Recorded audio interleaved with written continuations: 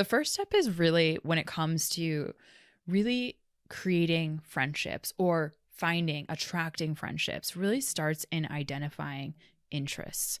It started with this 3-step process. So, number one, both of us individually, independently identifying what are the things that I like?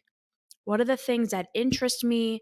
What are my hobbies? And if you don't know them yet, what could I get interested in? Hey everybody, it's Bianca. And it's Amelia. Welcome to another episode of Evolve Ventures. We're helping growth minded humans evolve by breaking one limiting belief at a time. We hope you enjoyed the last episode, 266. Are you avoiding conflict with the people you care about the most? For today, 267, Motivation Monday, 3 ways to make friends. In this new day and age, in this new era, I don't care what generation you are in, whether you are Generation X, Y, millennial. I don't think is Y Z is one. boomers, Yeah, whatever.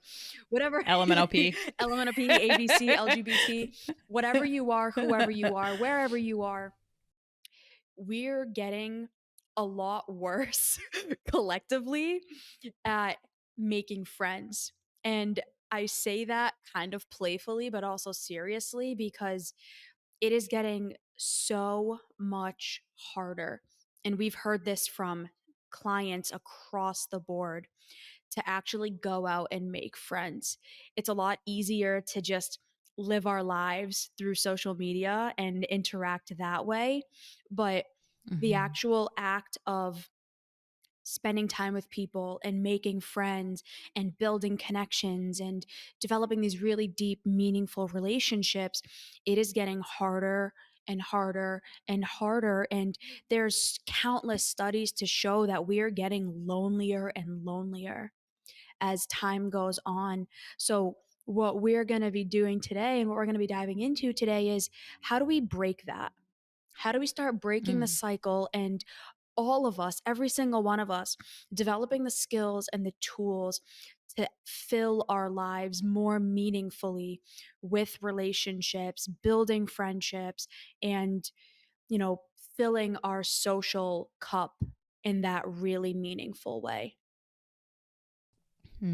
Definitely. And it's funny because I'm like really excited to like help everyone make friends, like make really wonderful friends. And I'm smiling in that and super excited because I remember being very little and like getting that push from like my mom of like go make friends whenever it was like whatever arena, like we were in class or whatever, go make friends. And I remember the nerves of like how nervy that can feel.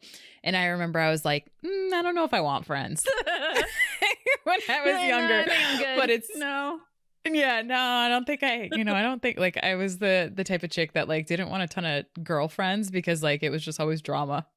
So I would hang Same. out with the dudes. Same. Anyways, long story short, what I want to say in that is like I've come such a long way in that, and I know you have as well, and we're still in our own iteration of that. And I know everyone that's listening to this is in their all like completely different phase as well, whether they're in their 60s or whether they're in their 20s, right? Or tweens, whatever. What's fascinating is that we have this exorbitant change in our world, not only with the exponential changes in technology and ability to connect, which is amazing, that people didn't have tens of 20s of 30s years ago. But in addition to that, we also had the pandemic, and that hit us globally in a way that what you said at the very beginning, go out and make friends. The first component of going out, meaning getting outside of our little bubble, was already, a thing that was starting to dwindle. And then on top of that, the pandemic. So there's just a whole history here. And I'm super excited to help our audience and each other just have a dialogue around how we can make more friends, and more importantly, how we can make really quality friends, because it's in the quality of those friendships that really help us feel less lonely and have more meaning within our life. So what better way to start than talk about the way in which you and I got connected? So the first step is really when it comes to really creating friendships or attracting friendships, really starts in identifying interests. So Bianca and I, when she and I first met, it was within the arena, metaphorically and actually, Literally. of our interests. And at the time, be pipe in here because this is always fun to hear and go back. And I'm sure for our OG listeners, they're like throwback, right? Where you and I both wanted to learn Muay Thai. You and I were very interested in martial arts and very interested in turning ourselves into an absolute weapon of mass destruction. An assassin. And an assassin, and making sure that we could protect ourselves, because let's be real, like that didn't necessarily come out of like initially the mastery, but it came from a place of wanting to protect ourselves, a need. But then it transformed into be an interest because it was something that we could acquire. So our interest that we shared, identified, was martial arts. You and I met at a gym in Worcester. So number 2 is going to do the thing that you're actually interested in. We met in this gym and we were doing the thing. And what did you say before we started recording? How did we know we were going to be friends, or how did we make moves on that friendship? How do we know? Because we looked at each other and we were like, damn, that girl's a badass. Like I saw Amelia just like destroying people, and I was like scared, but like in a friend way, also turned on. And I was like, oh my God, this is amazing. I want to be her friend. And then we just over time, like we both made little attempts and little bids. So like we would say hi to each other Yeah. as we walked in. We would occasionally pair up with each other. And then from then on, it started really building where we were actually starting to talk about like our lives and our goals and Yeah. our dreams. And the rest is history. But it started with this 3-step process. So, number one, both of us individually, independently identifying what are the things that I like? What are the things that interest me? What are my hobbies? And if you don't know them yet, what could I get interested in? Number 2, actually taking action and going and doing those things. So both of us identified, I want Muay Thai, I want to do Muay Thai. Then we actually went and found a gym and signed up for it. And then number 3, actually going out of your way. This is the uncomfortable part, and making a connection. And granted, I was petrified back then because I was so socially awkward. My social anxiety was through the roof. So I'm almost certain I did not initiate. I can probably guarantee I did not initiate. I think Amelia did. And then it Yeah. just slowly and then it slowly started building from there. I'll give another example. I'm getting better at initiating. All right. So lately, I've noticed within myself, I've been really isolated. It was one of the reasons why I moved into this new apartment complex, so that I could be surrounded around people, so I can get a dog, and so that I can fill my life more socially. Because it was a big part of my life that I felt was missing, which, granted, intentional, right? Like there was a lot going on, whatever. So what I've been doing is trying to think of ways to start being more social and being more active. So, number one, again, I identified what are some things that I like doing. I'm like, okay, well, I like going on walks. I like the gym. I love going to coffee shops. There's this particular one spot in Worcester that I used to go to all the time. I actually haven't gone since I got Aries. That's funny. Makes sense. But yeah, when it's warm out, I'll bring him there. But so I started identifying, okay, what are some things I like doing? And I kind of combined steps 2 and 3. I was like, who would I want to go do this with? I want to make friends. I want to start being around people. And I need to learn to initiate. Like, I need to stop being a chicken shit because I am. Let's just call a spade a spade. Sometimes I can be very fearful, and that fear can take a hold of me.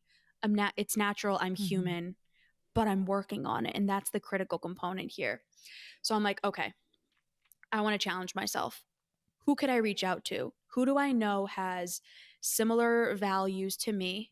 potentially similar beliefs, who's also a growth oriented human being that I think would be a good person to maybe build a friendship with. So I'm scrolling through my social media, I'm scrolling through my friends and my cell phone, and I'm like, oh, this person. This person is a really cool girl.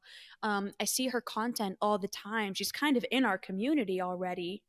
Let me reach out. Mhm. So I had the idea, and then I was sitting on it for like 10 minutes, and I'm like, oh my God, she's probably gonna think I'm so weird that I'm like just randomly DMing her. I'm just randomly reaching out. And I'm like, okay, that's a story. That's a limiting belief. Mhm. You have no idea that Mhm. that's true. You're drawing from past experiences from like 10 years ago when you tried doing this and it didn't work. You're a different person. Yeah. Just do it. And I'm like, okay. So I sent the DM and I got a message right away. Oh my God, I would love to. That would be so fun. We could bring the pups, we can go take them for a walk, and we can go get coffee after. Awesome. Nice. Now I'm going to do that next Sunday. Hey. Very exciting. And here's the thing. What Bianca was just sharing is what so many of us feel. So one of our biggest needs as human beings is to belong and to be able to make a connection. And when it comes to friendships and building friendships and making friendships, there's that underlying fear, the opposite of belonging, which is rejection. And that is always at the forefront, which is what's creating those inner narratives.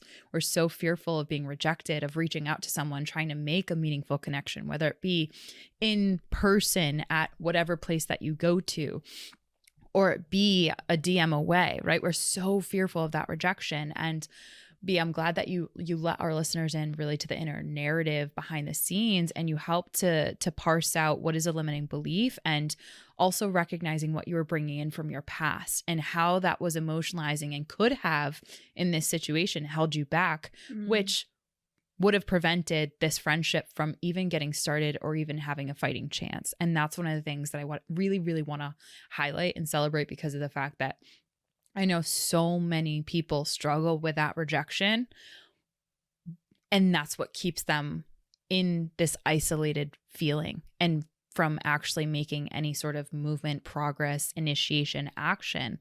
And it's, what does that mean about me if someone weren't to be available, or if I were to reach out and they weren't interested, right? Combating that is a big thing. So like, for example, I have a client in mind right now where he had also feelings of like loneliness and isolation, and post-pandemic, he's in the, I want to say, X generation. So he's with that being said, his experience of making meaningful connections, especially leveraging social media, is a little bit different than, let's say, your average millennial, right? So in person is a lot more where that meaningful connection would be made in the arena, not necessarily a DM, right? So what I have him doing right now is, like you just mentioned, step number one, identifying the interests. Well, he really loves communities like a church or like a nonprofit that's giving back, that's really philanthropic, and it has a culture to it that's more family oriented, rooted in values of love and giving. And so he, through our coaching, we've identified what his biggest top 3 values are, and therefore what those values can do in action. Like, for example, going to church, going to a place, an interest of his. So last Sunday, I was just on a call with him this morning, and he was telling me how he went to a church and he went in, kind of like felt it out. You know, like when you identify an interest and you like go, it's like a party. It's like you go and you kind of feel out the room and you're like, yeah, this is for me. Or like, no, this really isn't for me. He did that. So I was super proud of him, because for someone like this, it's like I haven't really gone out there and put myself in the arena, if you will, for a long time. And so I know that that's a lot of us and how we feel, right? So once he did, the next step for him is going to be making a meaningful connection with the people that he does find there. Because already, if they're showing up to that same church or to that same nonprofit, you have those shared values, those shared interests, and those shared things that are meaningful for you. So for each one of our listeners, I want you guys thinking about, like, what is the interest, or what could you be interested in that feels right to your body, that feels right to your soul? For Bianca, it was walks, it was coffee, it was the pups, right? And being able to do all 3 of those, that sounds like a meaningful, fulfilling day. Plus, right? Plus having like a great conversations growth orientation and like actually making meaningful connection, like, woof, I would put money on the fact that that interaction is going to be really cup filling for you, given your interest, right? Yeah. For this client, him identifying what his interests are and going to do those, and then being able to make meaningful connections along the way, whew, is his heart going to feel full, right? So for every single one of our listeners, whether it's walks or whether it's nonprofits, what are those interests that you can now identify through this conversation that can then put you in the arena, go do them? Or step number 3, make a meaningful connection, even if and especially when it's uncomfortable. Well said. What is that for you? Business So suggestion? that is my final takeaway / question. And then the episode suggestion for our listeners is 252. Are you tuning into your inner dialogue? And why I chose that, again, if you're struggling in this arena, that's a great next episode. Honestly, because of the fact of what Bianca just peeled the curtains back to. What's that inner dialogue saying? Because if you can recognize what it's saying, then you can start to thought challenge, which is what you did. I want to change mine. I don't know the exact number, but we did an episode within the last couple of months regarding social anxiety. I will make sure that I find that. The link will be in the show notes, so we will have that in there. But social anxiety, even if you're not diagnosed, again, we all have symptoms of it. It's on a spectrum. And so learning how to overcome those feelings of anxiety that come up that are keeping you from getting in the arena, from reaching out, from identifying your interests is going to be absolutely critical. If you're somebody who wants more personalized help on this, please reach out. Again, getting a little bit of exposure, challenging yourself to reach out to somebody. We just launched a brand new program. It is called the You Do You program. It is a completely online subscription-based therapy and coaching program. So you get 24-hour access to your therapist or coach, and you get personalized care on your terms without needing to schedule appointments, without having to get on a FaceTime call or a Zoom call if you don't want to. And there's a ton of other perks to it too. So if that's something that you're interested in, DM us or go to evolveventurestech.com/therapy, and all of the information is on there. All right, everybody. I can't wait to hear from you.